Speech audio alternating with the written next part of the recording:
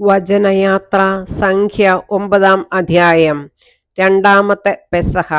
Israel ജനം ഈജിപ്തിൽ നിന്ന് പുറപ്പെട്ടതിന്റെ 2-ാം വർഷം 1-ാം മാസം സീനായ് മരുഭൂമിയിൽ വച്ച് കർത്താവ് മോശയോട് അരുളിച്ചെയ്തു, ഇസ്രായേൽ ജനം നിശ്ചിത സമയത്ത് തന്നെ പെസഹ ആഘോഷിക്കണം. ഈ മാസം 14-ാം ദിവസം വൈകുന്നേരം എല്ലാ നിയമങ്ങളും ചട്ടങ്ങളും അനുസരിച്ച് നിങ്ങൾ പെസഹ ആചരിക്കണം.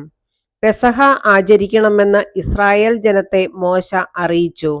അങ്ങനെ അവർ 1-ാം മാസം 14-ാം ദിവസം വൈകുന്നേരം സീനായ് മരുഭൂമിയിൽ വെച്ച് പെസഹ ആചരിച്ചു.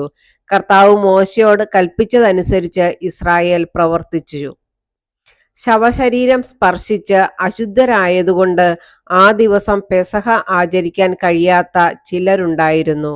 അവർ മോശയുടെയും അഹറോന്റെയും അടുത്തു ചെന്ന് പറഞ്ഞു, ഞങ്ങൾ മൃതശരീരം സ്പർശിച്ച് അശുദ്ധരായി.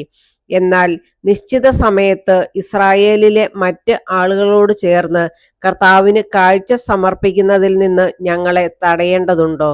മോശ പറഞ്ഞു, കർത്താവ് തന്റെ ഹിതം എന്നെ അറിയിക്കുന്നതുവരെ കാത്തിരിക്കുക. കർത്താവ് മോശയോട് അരുളിച്ചെയ്തു, ഇസ്രായേൽ ജനത്തോട് പറയുക, നിങ്ങളോ നിങ്ങളുടെ മക്കളിൽ ആരെങ്കിലുമോ ശവശരീരം സ്പർശിച്ച് അശുദ്ധരാവുകയോ ദൂരയാത്രയിലായിരിക്കുകയോ ചെയ്താലും അവർ കർത്താവിന് പെസഹ ആചരിക്കണം.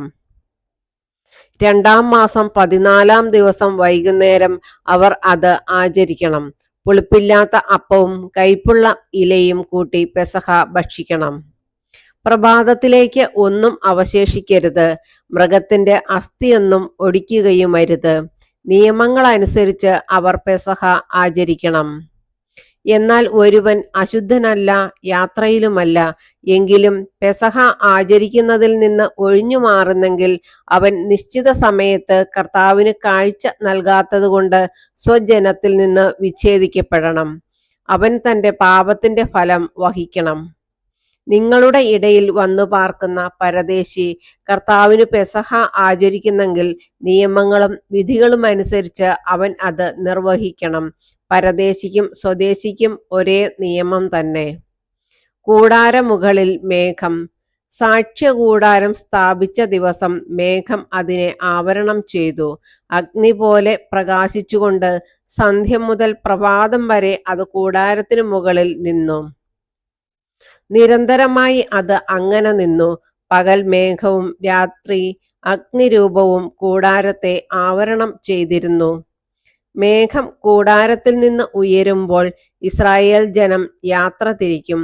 മേഘം നിൽക്കുന്നിടത്ത് അവർ പാളയമടിക്കും. കർത്താവിന്റെ കൽപ്പനയനുസരിച്ച് ഇസ്രായേൽ ജനം യാത്ര പുറപ്പെട്ടു. അവിടുത്തെ കൽപ്പന പോലെ അവർ പാളയമടിച്ചു. മേഘം കൂടാരത്തിനു മുകളിൽ നിശ്ചലമായി നിൽക്കുന്നിടത്തോളം സമയം അവർ പാളയത്തിൽ തന്നെ കഴിച്ചുകൂട്ടി. മേഘം ദീർഘനാൾ കൂടാരത്തിനു മുകളിൽ നിന്നപ്പോഴും ഇസ്രായേൽ കർത്താവിന്റെ കൽപ്പന അനുസരിക്കുകയും യാത്ര പുറപ്പെടാതിരിക്കുകയും ചെയ്തു. ചിലപ്പോൾ ഏതാനും ദിവസം മാത്രം മേഘം കൂടാരത്തിനു മുകളിൽ നിന്നു. അപ്പോഴും കർത്താവിന്റെ കൽപ്പനയനുസരിച്ച് അവർ പാളയത്തിൽ തന്നെ വസിച്ചു. അവിടുത്തെ കൽപ്പനയനുസരിച്ച് മാത്രമേ അവർ യാത്ര പുറപ്പെട്ടുള്ളൂ. ചിലപ്പോൾ മേഘം സന്ധ്യ മുതൽ പുലർച്ചെ വരെ മാത്രം നിൽക്കും. പ്രഭാതത്തിൽ മേഘം ഉയരുമ്പോൾ അവർ യാത്ര പുറപ്പെടും. പകലോ രാത്രിയോ ആയാലും മേഘം ഉയരുമ്പോൾ അവർ യാത്ര പുറപ്പെടും. മേഘം 2 ദിവസമോ 1 മാസമോ അതിൽ കൂടുതലോ കൂടാരത്തിനു മുകളിൽ നിന്നാലും അവർ യാത്ര തുടരാതെ പാളയത്തിൽ തന്നെ വസിക്കും.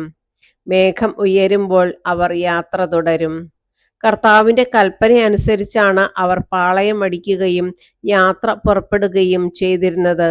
അവിടുന്ന് മോശ വഴി നൽകിയ കൽപ്പനയനുസരിച്ച് അവർ പ്രവർത്തിച്ചു.